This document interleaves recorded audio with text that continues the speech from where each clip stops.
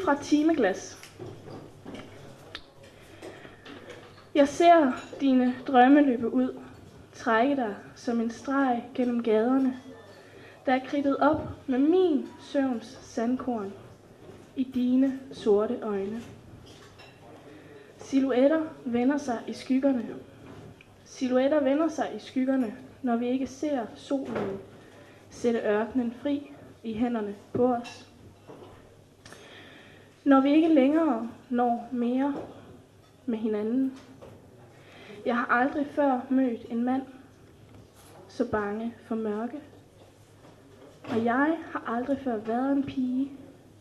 Jeg har aldrig før været en pige så bange for lyset.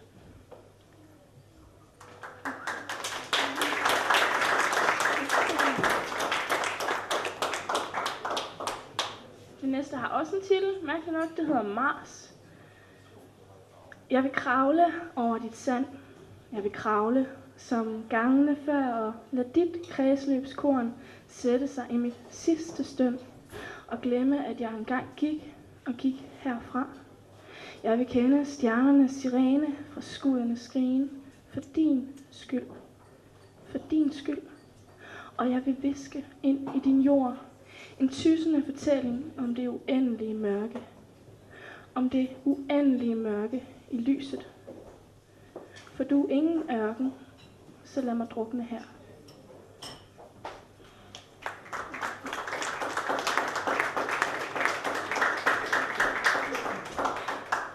Jeg har fået at vide, at jeg har et kvarter til det her, og det tror jeg på ingen måde, at det kommer til at tage. Ja, der tog det faktisk et kvarter, det ved jeg ikke, om du har glemt. Det næste hedder Stjernesø. Træerne griber os i faldet, fælder os i tankerne, og kaster os mod jorden, som om vi kunne flyve. Vi fløj en gang.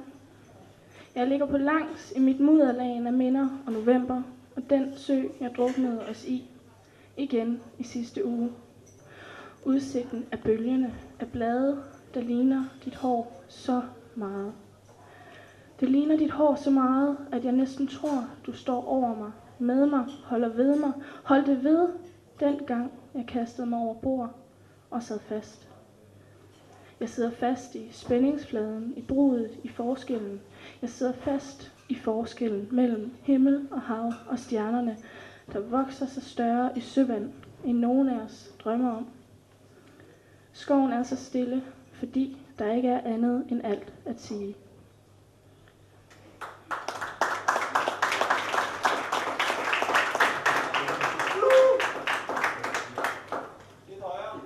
Lidt højere. Okay, timeglas på hovedet. Ja, jeg tror vi har vendt det om nu. Jeg har gemt et skelet i dine hemmeligheders seng. Et for hver gang, at du er gået igen. Og jeg har set dig opgive os, usynligt gennem væggen og ud. Du går igen. Du går igen. Du er det snehvide spøgelse, der maler min kolde hud så stille i de svedige nætter, at fuglene sætter sig på mine fingre og bader, før de flyver tilbage til verden og til vragene. For ingen tror, at noget så vidt kan række længere. Det var ikke havet, der druknede os, men jeg kender ikke andre steder at lede.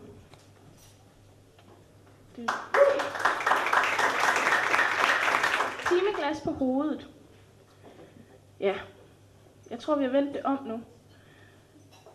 Jeg har gemt et skelet i dine hemmeligheders seng. Et for hver gang, at du er gået igen. Og jeg har set dig opgive os, usynligt gennem væggen og ud. Du går igen. Du går igen.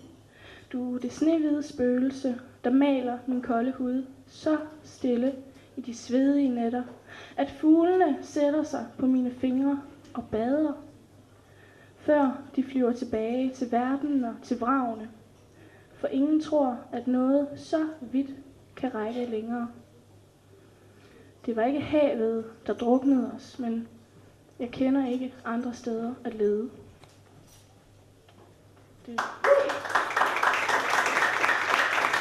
Jeg holder en helikopter ude foran mit vindue. Jeg føler mig nøgen. Blåt lys, beat, musikken pumper. Blodet bruser, kødkroge rasler. Blå vogn, patrulje, jeg danser. Jeg danser afvæbnet, væbnet, afvæbnet, væbnet. Jeg danser på kødkroge, rasler på kødkroge. Blåt lys, jeg danser, patrulje med våben.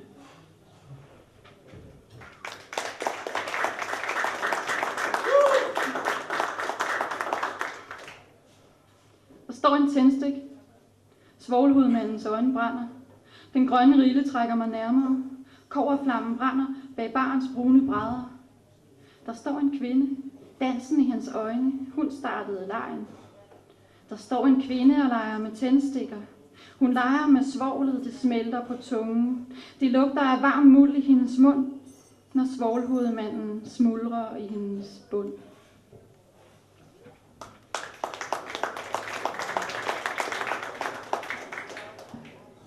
Der stod hun og trak i snoren. Hun ville have hesten med sig hjem. Den havde så flotte hjul og vinger. Den hverken fløj eller kørte. Hun trak snoren igennem sit øre, ind under huden på panden og videre, ned over kinden. Hun blev ved med at trække den lille hest op. Hun trak den op, og hjulene stod stille. Den lille hest hvinede. Hun trak den op. Hun svang dens hjul i gang.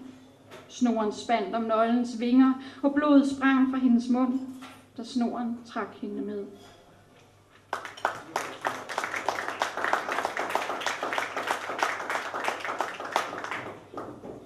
Der står en fremmed mand i min gang og kysser mig. Det er okay, men det var ikke det, jeg ville. Det er aldrig rigtigt det, man vil. Men man gør det, fordi det er lettere at følge med, end at sige nej. Så lad mig dog være i fred, eller kys mig bare, hvis du ikke har noget bedre at sige. Jeg kan godt leve med det.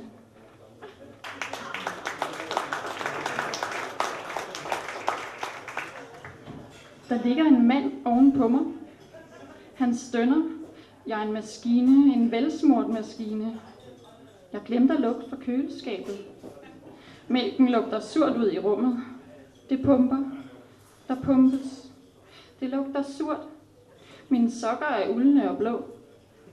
Der ligger hun og kæler med en hund. Hendes sokker er blå. Ulden er filtet og hård. Hunden slikker. Den slikker, men hun slår.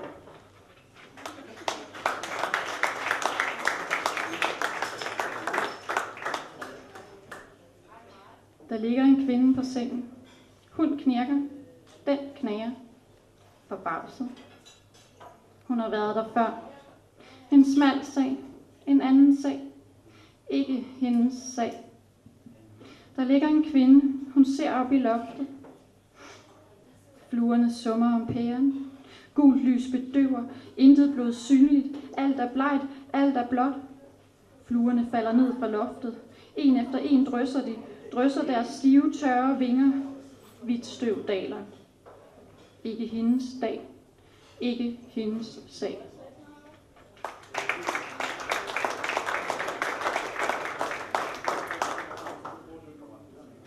Der sidder en solsort på min flise. Flirtende, blaksende, baksende med sin slattende orm. Hans næb lyser gult i natten. Øjnene sorte huler i det smalle fuglekragen. Kom, stik mig med dit gule, spidse næb. Få det til at bløde, pirk smerten frem til overfladen. Lad saften fra såret flyde, lad det betændte brænde ud. Komme frem, komme ud, komme ud. Der flyver en solsort i natten. Mætter tilfreds. Ingen fuglekvider. Ingen fløjtesang. Der fløj en solsort væk.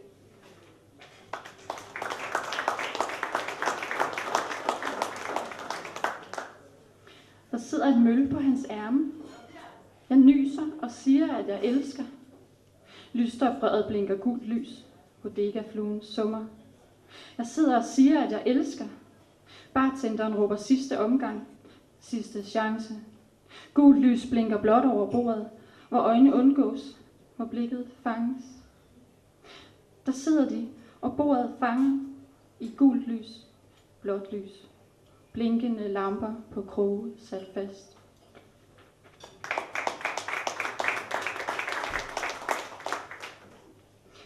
Der sidder en kvinde på en bæverding. Hun ryger blå kings, suger ned til filteret, suges væk fra verden ind i sit filter. Sit blå filter af blå røg og sløret smag, hvor lyset er falmet, hvor mørket er mildt. Der sidder en kvinde i et filter, suget helt ind, vendt ud, vendt om. I et filter på en kings, på en kvinde, på en mand, sidder der en glød og brænder ud.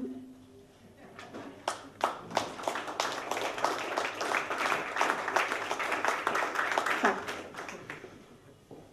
Der ligger et parforhold, vandret parkeret i båse af frost. Rim på hans sko, rim på hans hånd, rim på den plet, der fryser dem fast.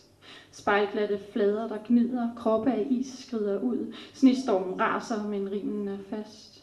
Sneen faldt som sidste år og forrige år. Rimen på brystet frosset fast. Hendes bryst frosset fast. Hans åndedræt frosset fast i den salte sne, hvor hun stod. Hvor hun stod vandret parkeret i en bås. Sneen smelter, men rimen er fast.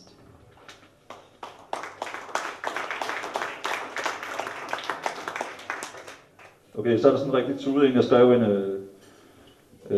aften, hvor jeg sidder, så har jeg set noget netporno, og så har jeg fået lyst til at onanere, men så gad jeg ikke engang onanere med mig selv. Og så er man altså... Ja, ikke? Det er sport. Det er jo helt galt.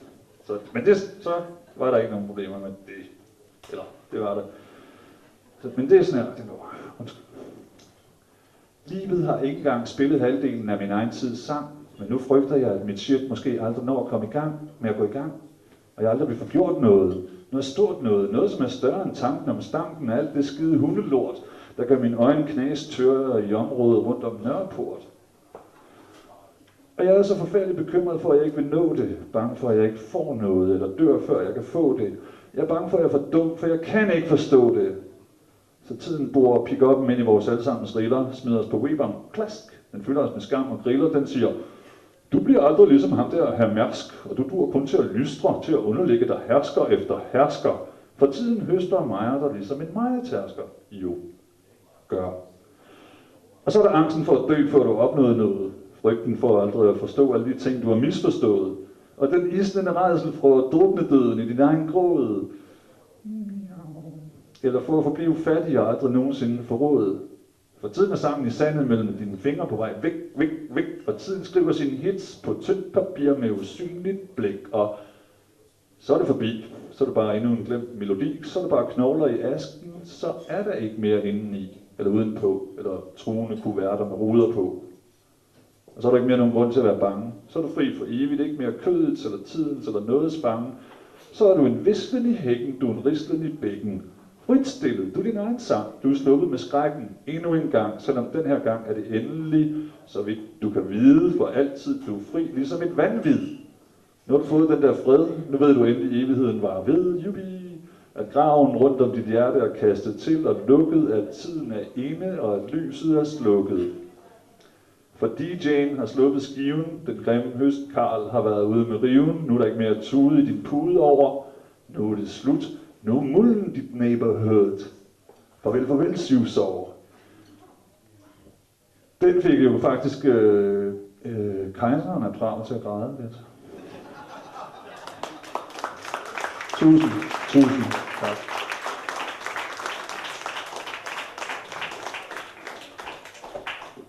Så må jeg hellere snart slutte jo, fordi at den her finanskrise bliver jo ikke ved for evigt. Skål. Skål.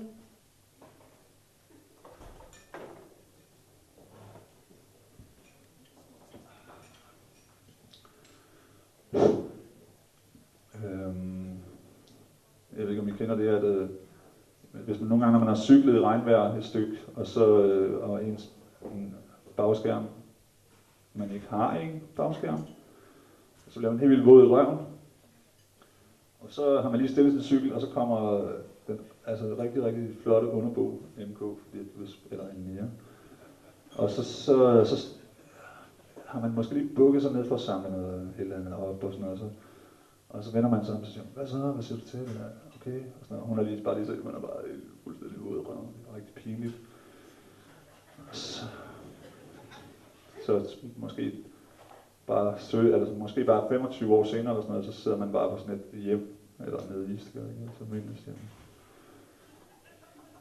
Wow, ja, det ved jeg ikke, om I kender. Det sker. Nej, ikke hele tiden. Det er det, jeg egentlig gerne vil dedikere til min gode ven David. Og det, jeg anbefaler, at han hedder David Bank, fordi hans far og mor er fra Irland, eller lort. Og så anbefaler han, altså så jeg hed bank, så skulle man bare lægge sagen imod alle banker i hele Danmark. Der var en masse penge, sagde jeg. Er det ikke skidt? Okay, men den er godt at være blevet til ham. Og jeg vil sige, at jeg har børn, det er ikke noget gay-pis. Jeg ved ikke med ham. Ja, jeg har rimelig tiltrækning, men jeg ved ikke, hvad han siger. Okay. Det er alt det mad, du har et, selvom der er mug på. Det er alle de grimme måder, du alligevel har at være smuk på. Det er den måde, du aldrig giver op og begynder lang tid efter, alle andre har sagt stop. Og det er dine moves, og dit sprog, og det er din frække krop. Okay, hjælp. Okay, men det var fordi, at Mireille havde sagt, at hun ville dedikere ind til mig selv der, og så lovede jeg det, og skabte det. Nu kommer det til at blive rigtig homo, det her. Okay. Det er dit hår, din duft, dine ord. Det er hele verden, og der, hvor du lægger din hat, for det er altid der, du bor. Det er nede sydpå, det er alle vegne, det er oppe i nord på dating, og på Facebook, og på skor. Det er i dine øjne, det er når du siger alle dine store sandheder, og dine bittesmå, pisseirriterende løgne. Og det er den måde, du tager din ensomhed på. Den måde, du gør alt det, ingen tror, de må på. Det er forladthed, det er plathed, det er alle de skakbord, du er sat mat ved. Det er alt det, som kun du og den kulsorte, ligeglade nat ved. Det er fordi, du stråler, når folk synes, du burde lide. Det er fordi, du gider, når der ikke er nogen grund til at gide. Det er fordi, man mærker melankolien bag al sniksnakken. Det er også fordi, du tager ens sidste 5 kroner og den sidste pils i sixpacken. Der var jeg lige nødt til at rime sniksnakken med sixpacken, det hedder det jo ikke. Nogen af jer nok rige. Ja, måske. Det er fordi, du voksede op og troede, du skulle være kriger, men blev bundet i stedet, og en tøsedreng og en forpuglet skriger. Og fordi du troede, du skulle sidde til bords med alle de store, men altid gjorde alting forkert lige meget, hvad fanden du gjorde. Og du troede, du skulle elske sig, og pigerne vil begære dig. Alligevel var det kun deres fucking fuckfinger, de gad forære dig. Fordi du troede, du skulle være krøsus, og du skulle vælte dig i penge, men det eneste sted, du har at sove nu, er i alle dine bekymringer og stenhårde senge. Okay, Det er fordi, at nu venter kun det aller sidste kedelige kapitel, fordi dit livs novelle er skrevet, nu mangler du bare en titel. Og fordi du er kulsort, fordi angsten har gjort dig til et sort pjok, kunne titlen du går og overvejer måske være lort nok. David, jeg er ked af det. Den er dedicated til dig, jeg ved ikke, hvad det handler om, der ligner overhovedet ikke. Det er ikke den David, jeg kender. Okay? Okay, vi snakker ikke mere om det. Tusind tak. Wow. Det er, når du er her, og retfærdigheden er fanget på den anden side af hver eneste ny sommer, og idioti og umenneskelighed er de eneste gæster, der nogensinde kommer. Og du får lyst til at grave lige Harvey op, men du kan ikke, for du har en lille bitte wee Barbie-krop. Alle andre er enten patrioter, despoter eller bare helt almindelige idioter. Og du har lyst til at flytte, men det er dit land, du er nødt til at bo her. Store flyveren? Det tror jeg nok. Lille tissemand? Der er en god chance. Der er mere, undskyld. Det er fordi, at jeg føler kærlighed.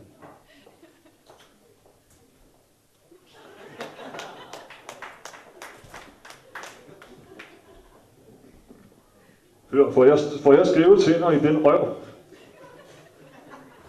Ja, bare tage pis på det. Ja, jeg går lige videre der. Det er når du bliver så rasende og vil tale, man ikke engang kan snære det. Det er alle de gange, man snød nyt shit ind i dit glødende hjerte, og bagefter tvang dit ansigt ned i splinterne. Det er alle paraderne og alle finterne. Det er den måde, du aldrig kan slappe af på. Den måde, de svin tilsviner dit flag på. Den måde, de faker at komme forfra. Man altid kommer bagpå. På dig og den store borger, du bærer dit kulsorte nag på. Det er alle de elendige taburetklæberes meningsløse tirader. Det er den måde, intet af det betyder en skid på, når de udviste og deres børn græder. Det er vel for fanden forstanden, det er selveste velstanden, det er den måde, vi hele tiden knæpper os selv og hinanden. Det er kvinden og det er manden, og det er Danmark. Giv den kvinde og den mand et spark, tak. Har vi en arkitekt til stede? 2 sekunder. Nå, det er en af dem med børnesikring. Er der nogen andre?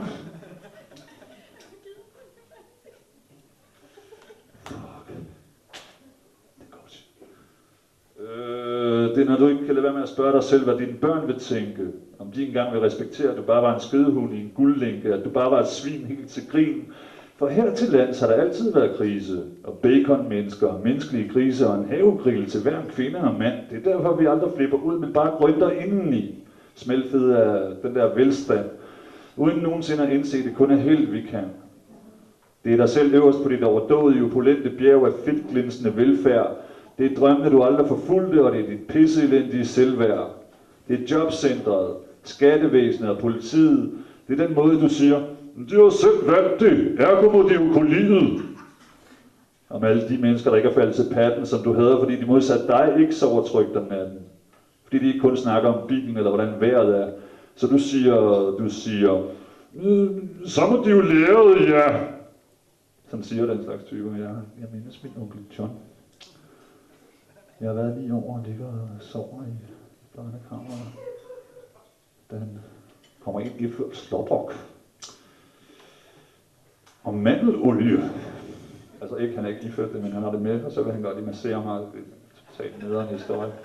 Men jeg fik 150 kroner. Det er, når dit hjertes hamrer, når din puls dunken op under dit øre, hver dag de eneste lyde i verden, du synes, du kan høre, og dit behov for at være en af de der normale gør dig endnu mere vanvittige, end de allermest skøre.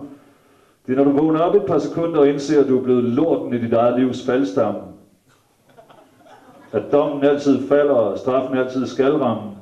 Det er al den sovs, du slubrer i dig, uden at blive ked af det.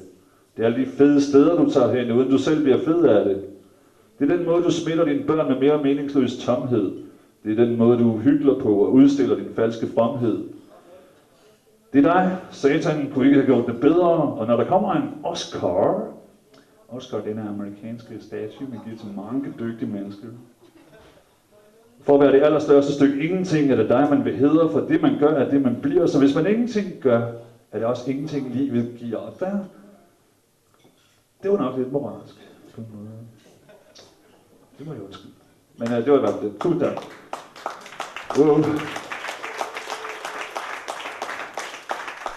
Godmorgen Danmark, er I vågne eller sover I stadig? Godmorgen Danmark, vi er stadig i krig, og verden brænder uden for smørhullet, som den altid har gjort, men det skal vi ikke snakke om. Bare roligt, vi skal hygge os. For livet handler om at have det godt, det handler om at have det godt med sig selv, med kæresten, familien, kollegaerne, børnene, vennerne og hinanden. Hygge, det er vores samfunds fundament. Hvis vi ikke hygger os, så ender vi som irakerne eller afghanerne eller alle mulige andre fucked up, fanatiske nationer, som ender med at blive bombet af USA. Aber ich bin auch ein Amerikaner. Så det vil aldrig ske, for vi er alt for hyggelige til, at der er nogen, der gider bombe os. Endnu. Hygge er Danmark. Vi er en hyggelig nation af hyggelige mennesker i hyggelige omgivelser med et hyggepoliti, som altid kun skyder efter benene. Hygge, det er nøglen til vores overlevelse. Vi har opfundet hyggen. Vi er de eneste, som har et ord for den, tror vi selv. Vi har hygget os igennem stenalder og guldalder, dengang vi havde kolonier og slaver. Og vores hellige dyr, det er det hyggelige svin. Vi danser omkring guldgrisen, og vi hygger os imens. Men jeg tror, at vi er frie og frigjorte og tolerante. Vi lever stadig højt på, at vi frigav pornoen i 69. Hygge, det er vores hemmelige våben. Selv nazisterne tabte krigen på flødeskumsfronten, kvalt i dansk samarbejdshygge. Danmark er en hyggekultur. Alle, der har haft succes i Danmark, de har altid været hyggelige på den ene eller på den anden måde. Og dem, der ikke var så hyggelige, dem kunne vi ikke lide. Eller også lærte vi dem først at kende, efter de var døde, eller korsfæstet, eller kastreret, eller havde tabt listen. Og så blev de simpelthen også ganske hyggelige og til at være i stue med. Danmark. Man hygger sig på landet og i byerne. Jeg bor på Vesterbro, og jeg hygger mig der. Nu tror jeg måske, at Vesterbro det er sådan et sted med luder og lommetyve. Men det er lang tid siden. Nu er Vesterbro en af de dyreste og mest hyggelige steder i landet, man kan bo. Det er en hyggelig lille landsby med hyggelige små butikker og caféer, hvor man hygger sig på den der fede, overskudsagtige måde med pinjekerne sandwich. Og der er hyggelige legepladser, og nogle gange kører ølvognen med de hyggelige gamle bryggeriheste gennem gaden. Og der er hyggelige grønne parker, hvor man kan nyde en hyggeøl i solen. Og der er aflåste gårde og gader, så narkomanerne og de hjemløse og alt det uhyggelige ikke kan komme ind til os, når vi hygger os. Og det, der er allermest hyggeligt, det er at se så mange mennesker i alle racer, former og fasoner på et sted. Hygge, det er mangfoldighed. Tak. Hør nu her. Nogle hygger sig altid på den samme måde, men nu flere måder man kan hygge sig på, desto mere får man generelt ud af livet. Men hyggen er en listig fætter, man aldrig skal tage for givet. Man kan købe ind og pynte op og forberede de helt store hyggeshots, blot for at opdage, at hyggen blev væk. Man kan hygge sig alene eller tosomhed. Hygge dig med den, du elsker. Hygge dig med den, du tror, du elsker. Hygge dig med den, du har valgt at elske. Hygge dig med den, du ikke kan få. Hygge dig i øjeblikket, i nuet eller med tilfældigt på bibassererne. Hyg dig med hele familien Danmark, når der er landskamp eller med Melodi Grand Prix eller X-Factor. Måske bliver man simpelthen nødt til at hygge sig for at byde medieverdens vold, mord og modbydelighed trods. Måske er hygge en overlevelsesstrategi. Eller det er i virkeligheden kærligheden, vi søger i hyggen. Og så er der dem, der elsker hyggen, hyggejunkierne. Dem, der hellere vil dø end at indrømme, at de faktisk ikke hygger sig. Dem, hvor hyggen bliver små oaser i det daglige mareridt. Et tvangsritual, der skal gentages igen og igen og igen og igen og igen og igen, for at holde angsten og usikkerheden og selvheden nede. Og så er der dem, der elsker hyggen så meget, at de må forsvare den mod alt og alle. De må forsvare den mod fattige, mod farvede, mod fremmede, mod andre kulturer, mod imaginære skurke, mod resten af verden, uden at tænke på, at hele verden har hyggen til fælles.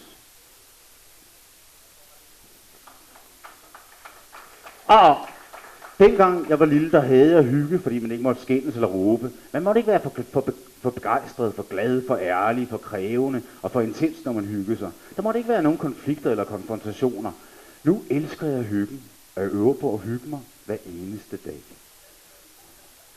Men nogle gange bliver det bare for meget med al den hygge. Nogle gange bliver hyggen en sugende sump, der trækker mig ned. Jeg bliver kvalt af hygge, og jeg kæmper mig op i sumpen, og jeg river jeg lige inderne.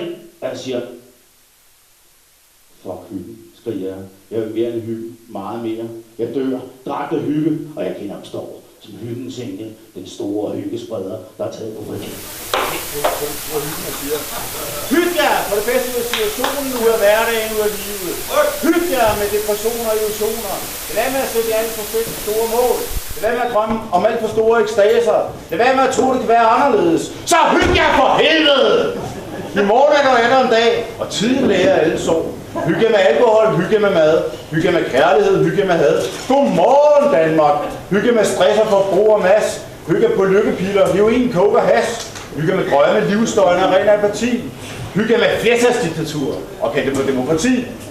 Hygge med stil med den du kan lide, for når hyggen ikke dræber en ren energi. Og når livet virkelig svinger, så er hyggen en dans.